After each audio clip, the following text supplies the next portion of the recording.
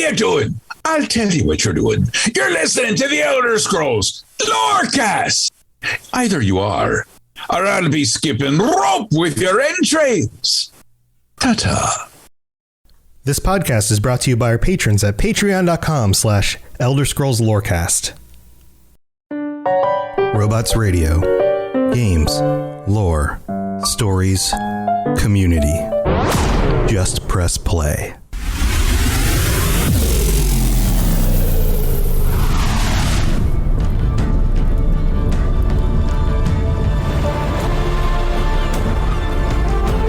Welcome to the Elder Scrolls Lorecast, the podcast where we explore the amazing universe of the Elder Scrolls.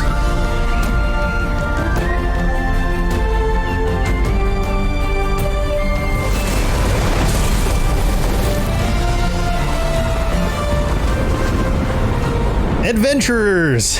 Welcome back to the Elder Scrolls Lorecast. This is your host, Tom, or Robots, and I'm here with my good buddy, Lotus of Doom. Hey. And Lotus is having a real fun night tonight with... Yeah, no, it was great. Definitely was here right on time. Didn't have car troubles. Definitely not raining and snowing outside my house. It's great. It's good times. But you know what is good? This will cheer you up. We're wrapping up the Tribunal this week. Ta-da. We've talked about Almalexia. Used some godly powers earlier tonight. You could float, like Vivec can float. We've talked about Sotha-Sil. Now we're talking about Vivec, the warrior poet himself, who always tells the truth. Yeah, no, he's a very honest, straight shooter. I mean, what I like about these characters, before we get into the details, is that they feel like real people. There are definitely situations where they do very good things, and they try to make things better for other people. They go out of their way to do it. They use their powers for what they believe to be good reasons. But then there's also some selfish need in there, and they have to kind of cover up their tracks. And, they are dynamically interesting gray individuals, just like most human beings, even though they're Dunmer or Keimer or Werkheimer, whatever. You guys get the idea.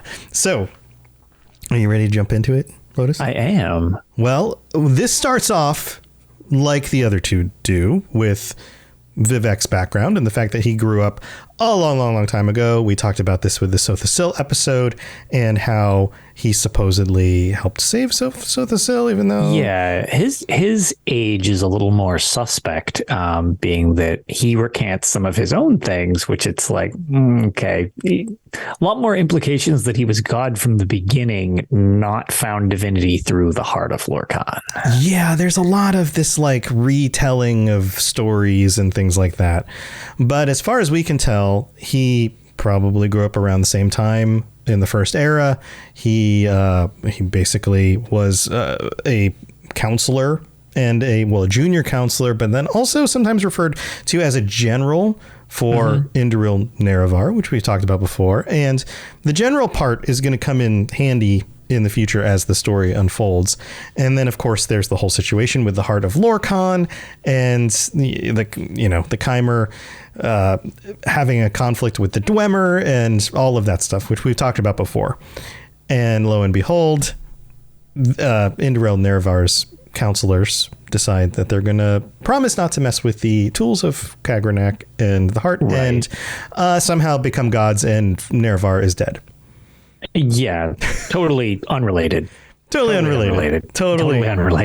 Nothing to look at here. Yeah, just keep moving on. And then, of course, the retelling of the histories and this idea that the Tribunal were... they were always supposed to be here, and that their predecessors were the Daedra, and that those were anticipations of the Tribunal, who are their real gods, and all of this stuff. And I have a feeling that Vivec, being a storyteller and a poet, had no little part in making sure that those stories got around. I would agree with that, especially being such a storyteller and spinner of poetry as he is.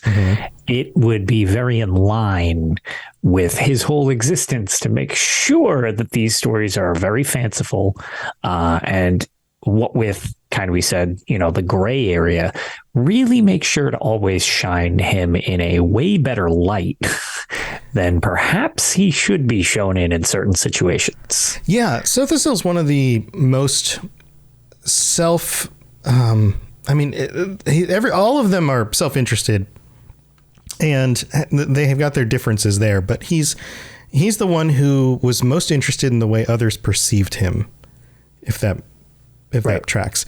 There's a quote here from Sothosil about Vivec, which says, Vivec craves radical freedom, the death of all limits and restrictions. He wishes to be all things at all times, every race, every gender, every hero, both divine and finite, but in the end, he can only be Vivec.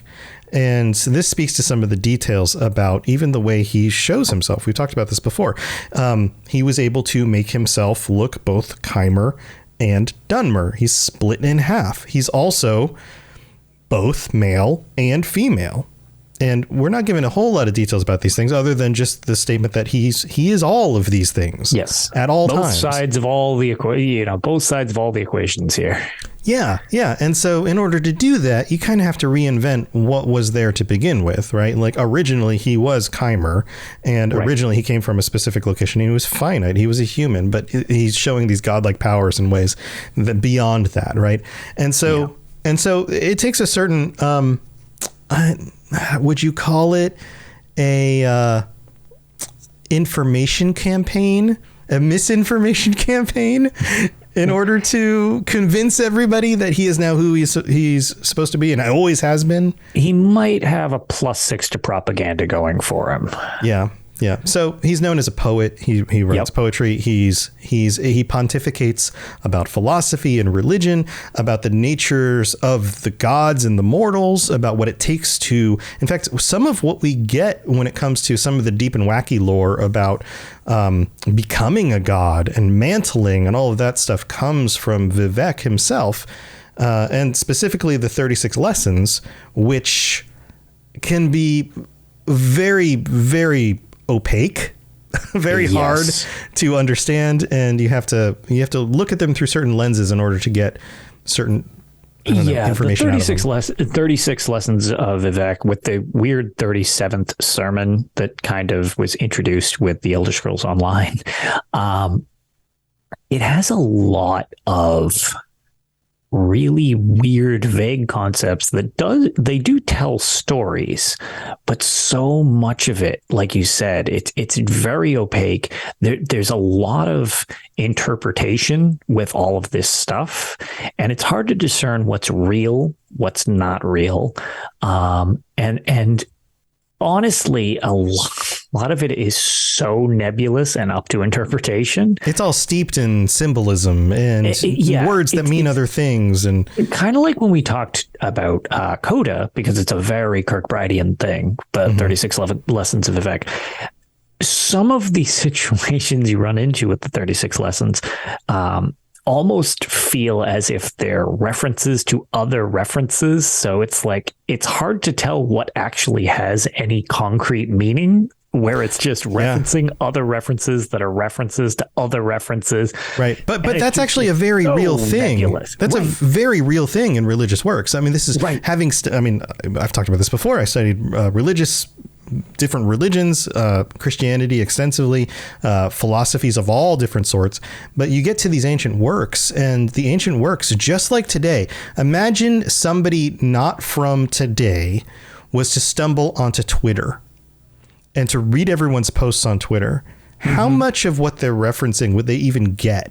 Because it was like so many posts are referencing a meme, which is in itself a reference to other things. And if you don't have the context going back to the original source material, and even have experience with that source material in a way to understand what that actually is, there's so many layers on top of things. You wouldn't understand it. But this isn't something that's, just part of being a human today with computers and the internet.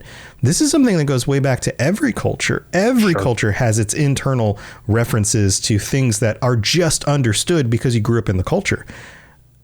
Works like this are like that. And that's, to Kirkbride's credit, actually pretty cool. Yeah, no, it's very creative, and it also introduced us to some very weird concepts in the series that are kind of just alluded to occasionally, but you never really either see them or get a concrete grasp of them. But when they're talked about, it can almost give context at points to them. The ideas of Lig and stuff like that. And it's just like, it's interesting that they're conveyed in such a side note, because literally you're never made to read these in the story. They're just in the Elder Scrolls 3 Morrowind, and you can pick them all up and you got to collect 36 of them, and it's a mess. And it's like, it's a very side thing that carries a shocking amount of potential importance to how the world is constructed. Yeah. And it's interesting too, because we have a character with godlike powers. So of anybody who would be writing anything, somebody like Vivec might have insight into the deeper nature of reality, the deeper secrets of the way reality works. Absolutely. But at the same time, he's not always a trustworthy source. Right. So you get that weird problem of discerning what matters and what doesn't when there's so much to dig through. Right. Is he steering us in, like, is he helping us? Why is he writing these things? What is the point of it? Is it beneficial for him, for people to believe, for example, that he is a god and he always has been one, like any of that kind of stuff. But we get a mix of stuff, because a lot of times his messages are actually, they feel good and right. So, for example, there's a quote here where he basically summarizes the teachings of the temple, which very much he is at the head of the tribunal. And I haven't mentioned this yet, of the tribunal, he is the most public, most aware one. He is the one who people see the most. He lives in the largest city. People worship him directly and go ask him questions. He is a very public figure. And so he says, your fourfold duties are to faith, family, masters, and all that is good. That sounds great. If you have a master, then of course do what you need to do, right? Like this sounds very biblical too. For sure. Yeah. So perform holy quests and bring luster to the temple. Never transgress against your brothers or sisters, and never dishonor your house or your ancestors. Serve and protect the poor and weak, and honor your elders and clan. I don't know that many of us would disagree with any of this, even in our own society. Like, treat people nicely. Don't transgress against brothers and sisters. And I assume that means like the greater community of brotherhood and sisterhood. Honor your ancestors. Like, don't be a bad person. Don't be a douche. Don't be a douche. It's like, okay, yeah, that's on brand. That seems like a good code to live by. Just try to be the best you can. Yeah, that's good insight. That's great, because it will make, if everybody's doing that, you're going to have a very pleasant situation. Yeah. So like many religious teachings, on the surface, this sounds great. It's hard to make sure that you do it at all times. And what's ironic about that is, murdering your friend and and the leader in order to gain godlike powers also probably doesn't fall under these recommendations. That teaching right there, but that's the situation of telling other people how to act and then not going through with it yourself. Right. Or a certain regret for things that you did in the past that you're trying to make up for. There's that angle as well. But it's always the situation with the tribunal. You kind of wonder, they're very good at telling people how the world is or how they should be and stuff like that. But it's a lot easier to say how being pious and righteous is easy when you don't have the option to take something you really are invested in or want, and you have to make that choice yourself. Right. It's very easy to judge somebody for making the wrong choice as opposed to making the correct choice yourself. Yeah, being in their shoes is not always the easier way to it is a lot easier to look at somebody else's problem from the outside and say, well, it's clear you need to do this. Yeah, you just shouldn't have done that. Actually do it yourself. You're in that situation. It's like, okay, well, yeah, but do you have the strength to not do that? Right. For personal gain in their situation, or it's like, oh, godlike power. Yeah. Okay, that's pretty enticing. Yeah. So this is something I've been thinking about, and I kind of has been brewing over the last few weeks thinking about these, but then really came to a head when researching more about Vivec, you have 3 individuals who may have done something absolutely terrible in order to gain power. If you were to put yourself in that situation, and now years, tens, hundreds, thousands, however long have gone by, wouldn't you, and I think all 3 of them kind of fall into this, feel like, okay, now that I have this power, there's a responsibility that comes with it. Right. And to their credit, regardless of how they gained that power, most of the time, they typically seem to act to the benefit of their community, their believers, their society. And it seems like one of those things where, like, you know, maybe they came about it in nefarious means and did something absolutely terrible, but maybe there was a turn for each of them where they go, oh, I shouldn't have done that. Like, obviously that was a bad thing, but this is where I am now. Let's make the most of it. Right. And I feel like a very much when you look at it from a whole picture, do the ends justify the means type of situation? Like, was more good done as a result of them basically betraying their friend and or wife, and or husband and all of these things? Yeah. Like, did that end up being more beneficial in the end because they actually did use that power for good in the it's a very odd situation, especially with how everything turns out later on. There's a lot of good done as a result of the tribunal for varying reasons and stuff like that. But then again, things kind of go south again toward the end of their lifespans where, you know, so Thassil and Vivec is very nebulous, which we'll get into. There's no real confirmation on what happens with Vivec. Whereas the other 2 tribunal members, you know exactly what happens to them. Right. So, yeah. We talked about Almalexia going crazy and then murdering Thassil. Yeah, exactly. And then you take out Almalexia, whereas Vivec kind of just fades into obscurity around the time of the Nerevarine and the events of the Elder Scrolls III Morrowind. However, as a result of that, Bardau then lands in the volcano, like lands on Vivec City. Right. Well, he loses his power. Like the what happens in the end is, although the other 2 die, the power is taken away. Right. It basically, like, boom, no more super magic powers. None for Vivec, none for Dagoth, none for anybody, even if the other 2 would have survived. No more power. And so the things that Vivec was maintaining, using his godlike powers, like, theoretically, he could have been in Vivec and went smush. We just don't know. We have no confirmation. Right. Yeah, it's an interesting it's an interesting thing. It's an interesting dilemma.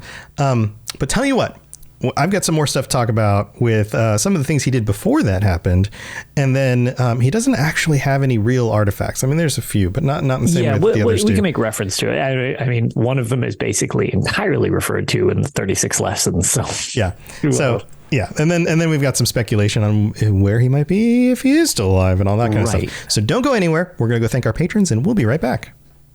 This is Hamis Morak, Dragonborn, and you are educating yourself to the Elder Scrolls Lorecast. All right, here we are in the middle of the show, and we have 3 new patrons to welcome. We have Noah M. and Zachary M. and Chris. Different M's, by the way, not the same last name. Welcome aboard. Thank you for joining us. I hope you're enjoying your ad-free episodes or more stuff if you're one of the higher tier patrons. And that brings us up to 130 right now. 130 patrons. Yikes. Yeah, 3 Daedric princes who get shout outs every week. Evelyn R, Kira C, and Noodle Al Dente. Thank you for supporting us on that level as well. And everybody else who does this, we really do appreciate it. Thank you very much. Patreon.com/Elder Scrolls Lorecast is the place you can go if you want to check out all the different stuff you can get. And then we do have a new review, but they did state that they want it to be read out during a patron episode. Oh. Because save it. Yeah, so hopefully I will remember this for the future. Things don't always translate that like that. But just a reminder, if you are joining us for a patron episode, it is on the last Thursday of the month, which happens to be 2 weeks from this current recording. So that's the 26th at 9 p.m. Eastern, 6 p.m. Pacific. To be ironically the day after the giant ESO reveal. So we'll have lot of information coming out from the Bethesda/Microsoft conference. Oh, maybe we'll be unpacking some of that information, see what our patrons think about next year's ESO plans. Yeah, that would be a lot of fun. The timing on that works great. So come join us. If you aren't currently a tier 4 patron, you can come sign up and join us this month. There's still time to do that. So also, if you leave a 5-star rating on Apple Podcasts, we'll read out your review on a future episode. And you can also leave us ratings on other platforms like Spotify. All of that stuff is extremely helpful in actually moving us up in the ranks when people search for stuff. So that's why so many people seem to keep finding out about us. Yeah, because you guys very nice reviews. We could be doing the best show in the world, but if it wasn't for you guys, nobody would know about it. So thank you so much for everybody who takes the time to do that. Share us with your friends, anything like that. We really do appreciate it. So, all right, let's move on with the rest of the show. You're listening to the Elder Scrolls Lorecast, dear child of cities. That is why the Night Mother loves you. So, Lotus, I wanted to talk a little bit about some of the things that Vivec does beyond just holding Bardau up in the sky. Some of the things that, he really did earn some of the worship beyond just the misinformation campaign that we've talked about. Sure. So he was a general during the time of the Nerevarine, and he understands, he's a warrior poet. That's what we know him as. But why do we think of him as the warrior poet? Well, it turns out that during specific times in the history of Morrowind, he actually went to war and led the Dunmer in times where they needed to defend themselves. So, for example, during the Riemann dynasty, at the end of the first era, there was an 80-year war where Vivec basically managed in order to keep the Empire out of Morrowind. Yeah, it's why Morrowind wasn't really ever necessarily conquered by any of these dynasties. It was more of like an armistice or a truce a lot of times, where they would get along with each other to a degree for the sake of civility, rather than a lot of times the emperor would go into an area and just basically wipe everything out. And it was like, okay, well, now we're all assimilated into the empire, and this is how it goes. And it never really worked that way in Morrowind, largely due in fact to the military prowess of people like Vivec. And it's, a lot of times it's referenced. It's like, it's kind of hard to go up against a group of people with literal gods floating around in their army. That's pretty intimidating. Right. This was called the Fourscore War, which happened in the first era, 2840, and then for the next 80 years. And this wasn't the only time that Vivec went on the battlefield and defended his people. There were actually 2 different invasions by the Akaviri. And Vivec turned both of those down using different means. So, and this was during the second era. To say that he, yes, there's stories of this is what the gods wanted, and so we're the new gods, and all of that stuff. But then to actually have in the history books, Vivec did this thing. The historians at the time wrote about it. It wasn't Vivec writing of his version of the history and passing it out. I am. It's other people being like, yeah, we literally ran up against a god. It did not go well. Right. Yeah. The Empire saying things like, well, no matter what we could do, we couldn't actually take ground in Morrowind because Vivec, a living god, was fighting with his people really to keep us out. To fight a god. Right. And so, yes, he has godlike powers. It probably wasn't super dangerous for him to be out on a battlefield, but at the same time, he could be doing anything he wants, right? Like imagine you had godlike powers. You'd be sleeping in every morning. You'd be eating everything that you wanted just ever. Hovering like a jerk, letting everybody else's toilet in the fields. Who knows? Like, right? Like the average. I mean, maybe for a while you do that kind of thing, but eventually it was like, I should probably make better use of these powers. Yeah, maybe I should actually contribute. But he legitimately did some of this stuff, as far as we can tell. Every source is a little suspect, but it does seem like that. And then with his teachings, it seems like he was trying to convey better ways of living. He was trying to be there for his people. He legitimately was open to having conversations and being publicly available. In fact, you can go visit him in ESO, and he's like hovering. His powers are going away during the quest line, but he's like hovering around in his little temple in Vivec City, and he's willing to take people in and talk to them and help them with their problems and those kinds of things. And I'm sure there were limitations around that, but and there's something to be said on that side of it.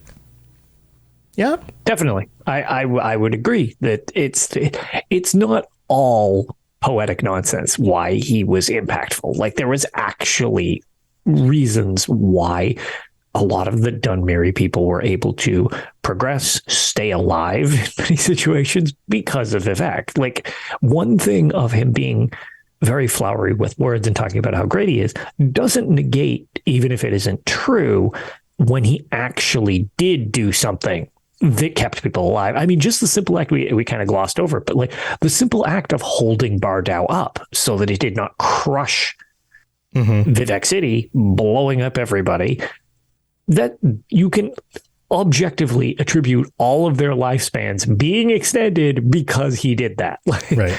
Right down to rudimentary, very simple cause and effect. Like, he kept people alive as much as he might have done some other sketchy stuff.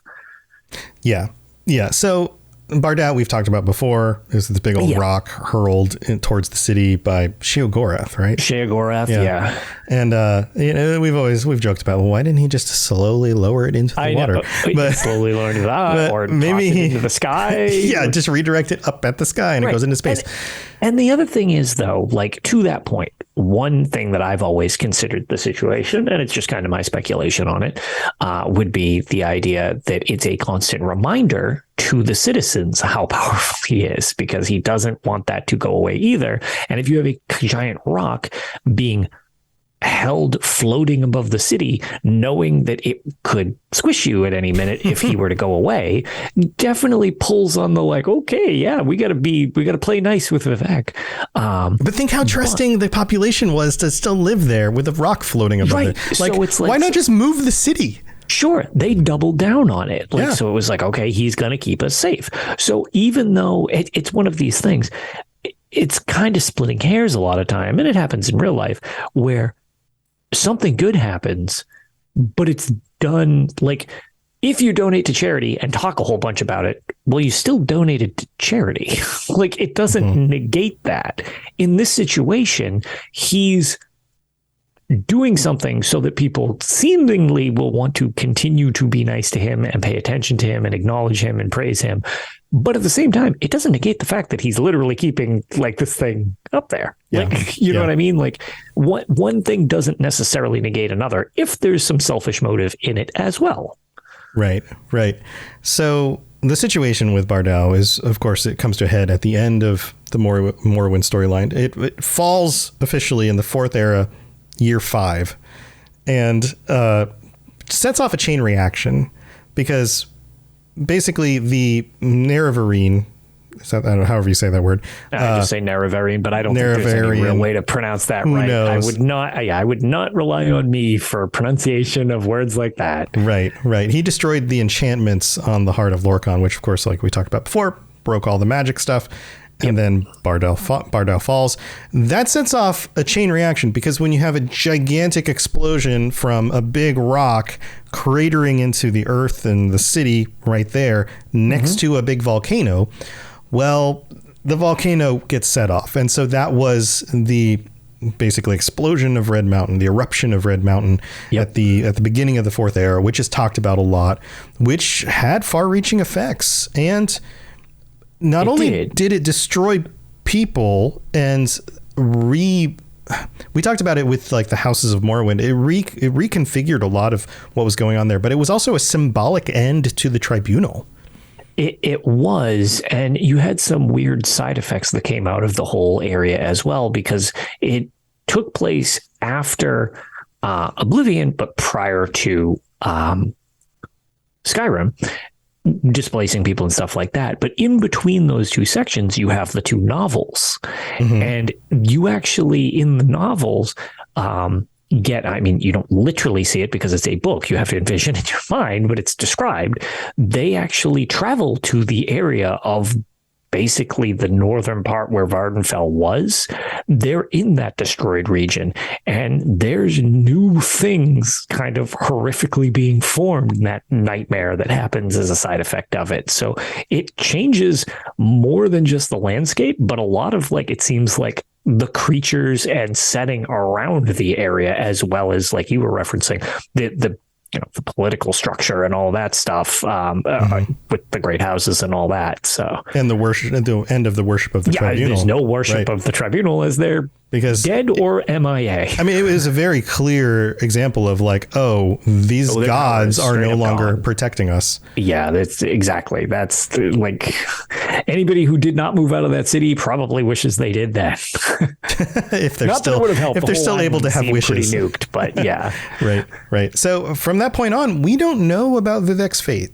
This is a hole in the story, and maybe he was sitting on his little throne while the rock came down and he just went down with the ship like a good captain. Maybe he made it out of town. Maybe he, who knows, right? We don't know where he went and what he did afterwards.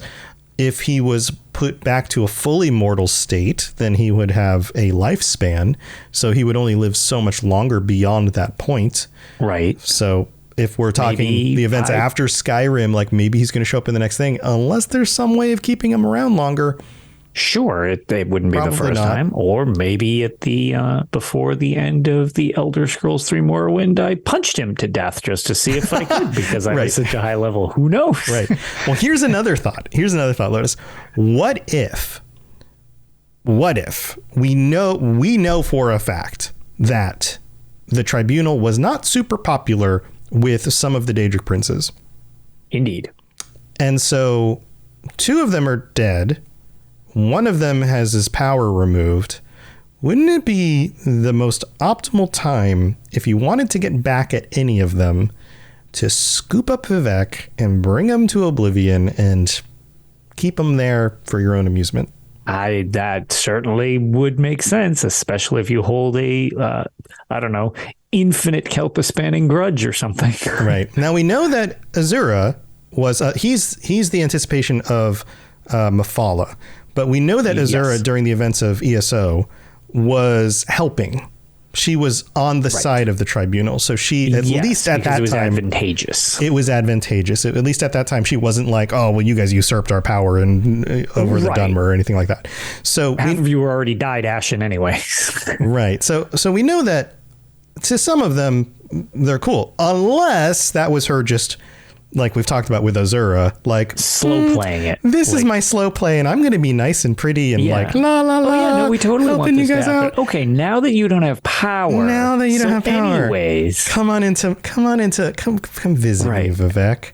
About you betraying Nerevar and actually, taking that power that you shouldn't have. We've got to talk. Why don't we extend your stay here in my realm for a few thousand years? Her realm sounds delightful. Unless you're being worshipped tortured in the back room or something. Yeah, exactly. In the not pretty parts where she keeps for her enemies. You can smell pretty flowers, but it's over your own screams because she's doing whatever horrible thing she's doing here. Right. So maybe something, and I don't even know if Azura is the number one. I mean, clearly there are other much more dangerous, or at least openly malicious and dangerous Daedric princes. There's a lot of history with Vivec and Molag Bal in the 36 Lessons of Vivec, which we, you ever want to feel ambitious, feel free to read those, but those are some.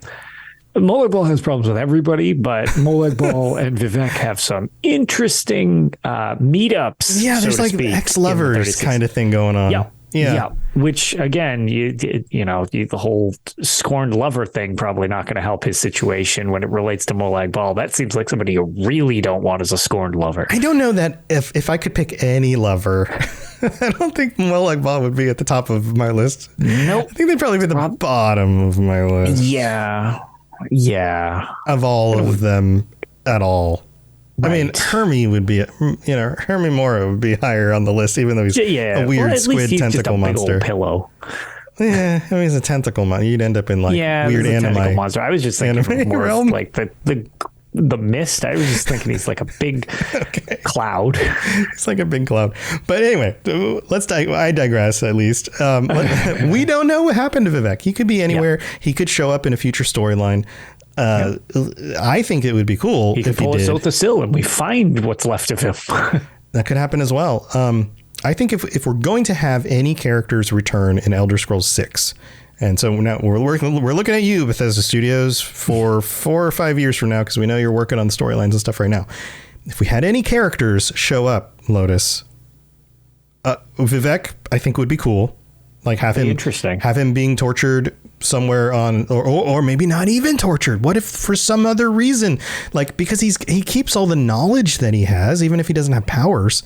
Like what if for some other reason, some other powerful somebody, it could be a Daedra Prince or somebody else, wants to make use of him, and so we find out what happens to him or keeps him alive or something.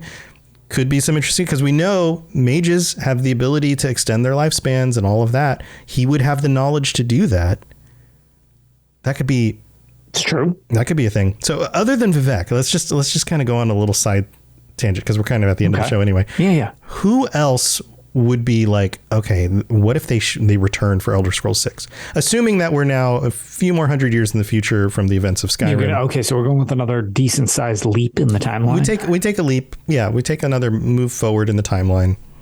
Is there anybody else? So there's another character, and I'll even keep it related at the moment, to Vivec, which I've been very curious. We actually never find out what happens to the Nerevarine after Elder Scrolls 3, which is your character. Mm-hmm.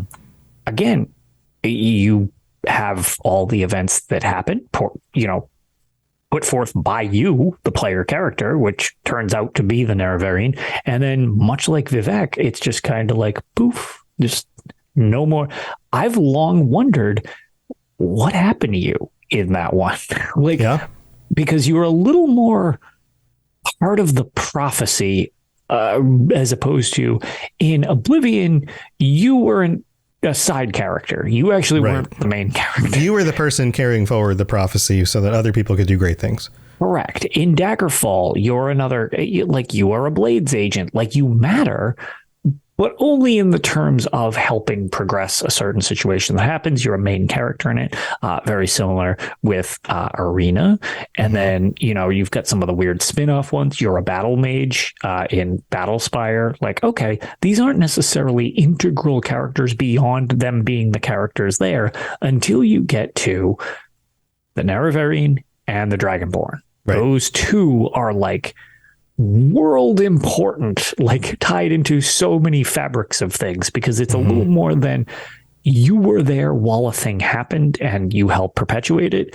And it was more the thing that's happening is related specifically to your existence.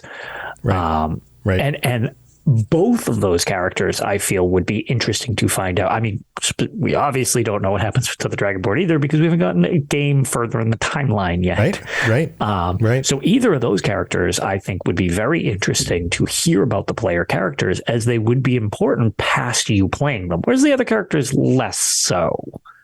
Yeah, I agree. I mean, these are definitely games where in every one of the games, the prisoner is able to change the world. Yes. But not in every game is the prisoner actually a almost godlike powerful being. Correct. Right. So those are two different things. Yeah. And both of those characters, both the Nerevarine and the Dragonborn, theoretically have the potential, even if the series goes forward in time quite a bit again, could theoretically still be around. One's a literal reincarnation. So you don't have any idea what that kind of lifespan is. And the Dragonborn, You got all sorts of weird situations related to okay, well, what kind of life expectancy would you get? Because depending upon some of the deals you make through Skyrim, I mean, you have Mirac, who is literally the first Dragonborn and still existed with the intervention of Hermaeus Mora. So, right. What if? What if you take out Mirac? You're the new Mirac. You're the only dragon. He was the first Dragonborn. Right. You're the last Dragonborn. What if you are equally as valuable to somebody like Hermaeus Mora? Right. Exactly. Who then takes you, again, one of those like takes you into his realm. And now you are just like, well, okay. And you displaced the other one. So theoretically, right. Hermie might be interested. You in stole from like stole from my library. I have to replace the thing in my library. So you're going to take its place. Yeah. Spot on. Yeah. Spot on. Yeah. But yeah, that's just it. So both of those characters still could have like a substantial role and potential to be alive still. Yeah, it's true. It's true. So yeah, I think that would be cool. I think both of those would be cool. We haven't gotten a lot of that like callbacks to the previous, and we get callbacks to the previous games, but not callbacks to the previous protagonists. Yes. And so, yeah, that would be neat. I think that would be really cool. Yeah. But yeah, I would love to find what happens to Vivec. Like, this is, I mean, it is a clearly well-known hole in the story. We don't know. Like, and we get a lot of closure. Or have they just not addressed it yet? Right. We get a lot of, other than player characters, and even some player characters, like the Oblivion one, like, becomes Sheogorath. right? So, but we don't get a lot of closure for the other ones. We get closure for other important characters. Or characters. Go ahead. Right. And I mean, with the character, you know, the hero of Kvatch, you know, Savior Cyrodiil, ironically, you really weren't the important character. And it was the expansion that kind of proved you were such an unimportant character. You were deleted and became an actual character that's been longstanding in the series. Right. Yeah. But like Martin, we know what happens to Martin in that. Right. We know what happens to end. Yeah. Many of the emperors, we know when their ends were. Many of the individuals who led the different guilds and things like that. And many of them were not super powerful beings and would have had normal lifespans and whatever. But we get kind of ends of stories for a lot of characters. But there are a few like Vivec who we just don't know. And I think that would be cool. I also think it would be cool in the next expansion to get updates on historically important characters. Like if we're going to have more Redguard stuff in it, to have what's his face, the sword master guy, historically his name is not working in my brain right now. Oh my god. Yeah, I was going to say, this is a terrible situation. Yeah, there's a deck in ESO in the card game named after him. Wow, this is horrible. But one of the thoughts is we'll get sword singing, and so to have some better understanding about like what was going on with the Red Guards and the Red Guards before they were Red Guards and that culture and some of the key important people in that culture over time and like that side of things. Right. That'd be really cool too. Yeah. But Lotus is looking it up. Yeah, totally. Friender hunting. Yeah, there you go. Hunting. Yeah, sorry, hunting. The worst brain. Yeah, that was such a brain fart. I'm like, I couldn't. How are both of us whiffing on this so hard? I was like, I immediately need to look this up because it's even easy to Google because it's such a So friender hunting. I'm just bad at names. I just like even people who live next to me. I'm just like, what was that person's name again? I have no idea. Like now that one was going to drive me mad. So yeah. Well, that wraps up the Tribunal. We're done with them. We're gonna have to discuss where we go next, Lotus. I don't know that we've planned out the next episode. Some interesting topics we could still dive into. So yeah, well, we'll be thinking about that. Actually, you know what we should do? Just because they're always my favorite part, and like you said, the joke with this situation is there are two things that aren't really specifically talked about. So before we finish with Vivec, there's two little bits we can actually talk about with Vivec. The artifacts? Because I know we forgot those. Unquote, the artifacts. Yeah, okay. So one of them that I wanted to bring up, because I just realized that it's listed specifically for the other two Tribunal people on the USP, and it's listed on the page for Vivec on the USP. However, it's not referenced as an artifact, which is different than the other two. It's weird. It's the Mask of Vivec. Yep, the mask. Which is funny, just because the other ones are referred to as an artifact and this one is not. But his is also way less interesting. It literally just looks like a crappy version of Vivec. It's just like a grumpy Vivec face. Yeah. Right. Where the other ones were much more like Amalexia specifically was like rage-filled Amalexia type of thing. Yeah. So it was like interesting that it was kind of glossed over. And the other one, which is it's funny because I went to the page just so that I could have the actual definition for it. It's actually listed as an artifact and under Vivec, but not on Vivec's artifacts. So I figured it was worth noting. But it's his spear. He has it on him all the time. It's referenced. Carries on his back. It's poking up. It appears on his back. His shoulders, yeah. Also, it's a good thing we have an explicit tag because it's also his dick. Just throwing that out there. He waxes poetic quite a bit, and without sugarcoating it, it's a phallic symbol in a lot of situations. It's kind of a double entendre in a lot of things, but it is an actual spear. Like it's a weapon. So it's called Muatra, which is Muatra, and the meaning is milk taker, which is equally weird. Yeah. And that's why I specifically kind of wanted to reference like the fact that it's like there are a lot of bizarre sexual overtones and undertones in a lot of, well, Kirkbride's writing at points, but very specifically related to Vivec. Yes.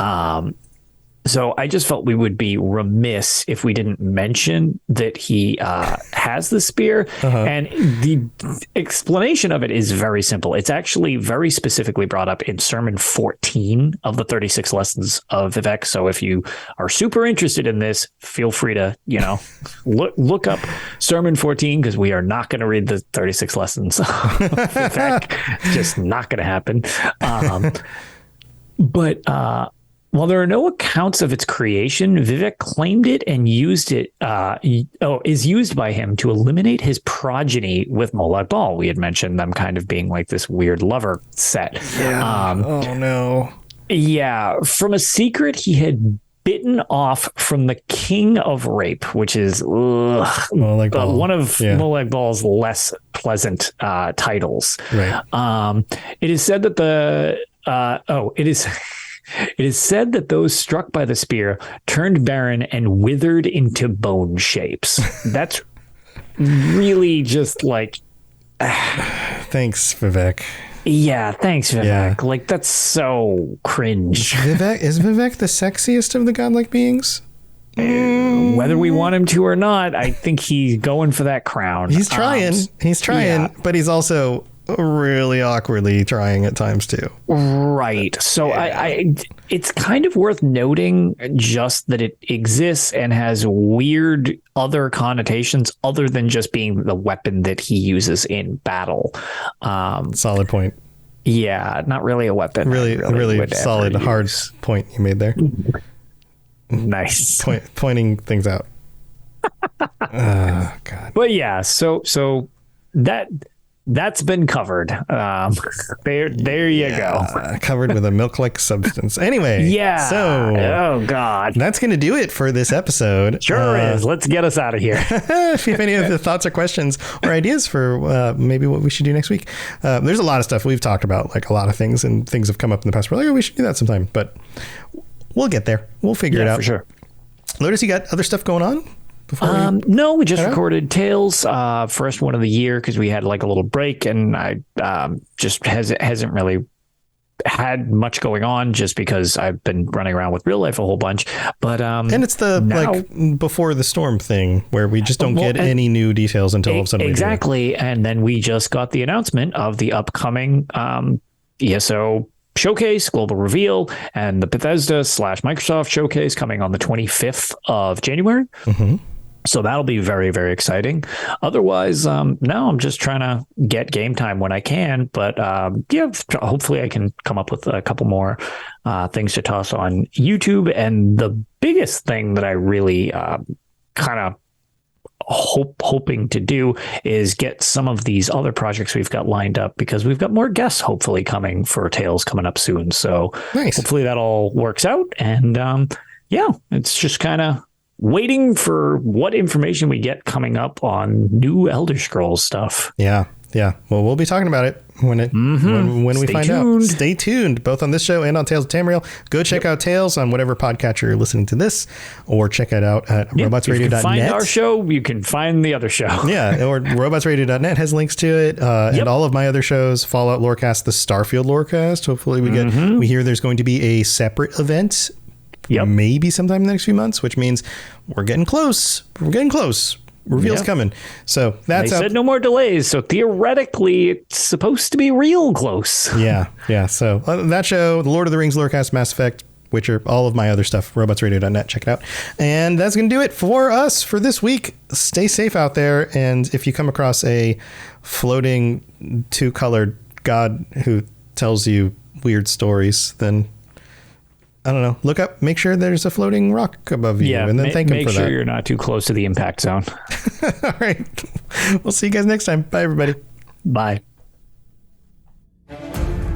Thanks for joining us. We'd love to hear from you. You can reach me on Twitter at robots_radio or Lotus of Doom at Lotus of Doom. Also, you can join us on the Robots Radio Discord channel. You can easily just search Robots Radio Discord on Google or check the description underneath the podcast.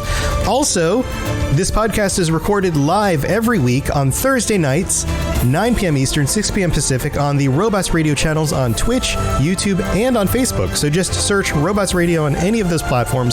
Come join us. We'd love to chat with you while we record the show, or before or after. Either way, just come hang out with us. And if you're looking for more information about my shows and the shows on the Robots Radio Network, go to robotsradio.net for all the information about all the shows on the network, including the Robots Radio Rocket Club, where I help both new and existing podcasters to grow their shows, build their audiences, and create the best podcast they possibly can. All of that at robotsradio.net. We'll see you next time.